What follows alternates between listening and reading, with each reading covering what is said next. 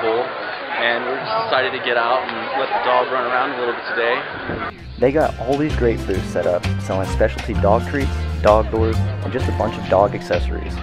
You have the opportunity to talk to trainers, vets, and other dog owners. They even have tents for local dog clubs, rescue groups, and other animal welfare organizations such as Operation Kindness and the Humane Society. You have the chance to adopt a dog even if you wanted to. I think it's a really great cause. Not only can you let your dog run around, but it gives people the opportunity to save a dog's life as well. At one of the stations, they have a little photo booth where you can take a picture of you and your pooch. And if you're feeling lucky, you can even enter into the pet owner look-alike contest.